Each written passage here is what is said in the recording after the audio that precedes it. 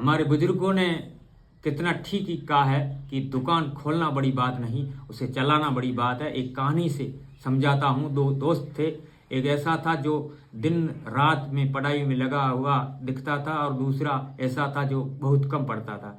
लेकिन जो भी पढ़ता था ध्यान से पढ़ता था। जब रिजल्ट आया सब हैरान रह गए कि सिलेक्शन उसका हुआ जो कम पढ़ता था। लोग बोले कि न्याय नहीं हुआ, इसकी किस्मत मजबूत थी इसलिए इसका सिलेक्शन हो गया, जबकि जिसने मेहनत की वह रह गया। जबकि सच बात यह है कि इसमें एक सबक छिपा था। जो ज़्यादा पढ़ाई करता था वो खुद को सबसे ऊपर समझता था, दूसरों को नीचा दिखाता था, उनकी मेहनत पर हंसता था और अपने घमंड में जीना ही उसकी आदत थी।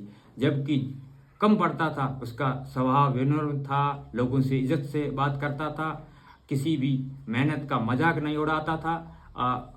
यही उसके कर्म साफ थे। शायद यही वजह थी कि किस्मत भी साफ राह बनती चली।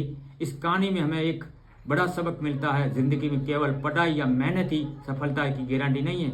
अगर मेहनत के साथ घमंड जुड़ जाए, ज्ञान के साथ दूसरों को नीचा दिखाने की आदत जुड़ जाए तो मेहनत भी बेकार हो जाती है। वही दूसरी तरफ अगर इंसान थोड़ा कम भी पढ़े लेकिन इसमें समझ हो, विनम्रता हो, दूसरों की इज्जत करने का गुण हो, और सबसे ज़रूरी चीज़ इसके कर्म साफ हो, सच्चे हो, तो किस्मत खुद भी खुद उसके लिए रास्ते बना देती है। क्योंकि किस्मत जो है वो तो केवल मेहनत करने वालों का साथ देती है। सफलता का जो दरवाज़ा है वो केवल अच्छे व्यवहार और अच्छे कर्मों से ही खुलता है। जब भी आगे बढ़े तो इतना याद रखना, दूसरों को पीछे छोड़ने के लिए नहीं मिले, सबको साथ लेकर चलने के लिए बढ़ो। जिंदगी सिर्फ क्या बनोगे पता नहीं, कैसे इंसान बनोगे इस पर बहुत निर्भर करती है।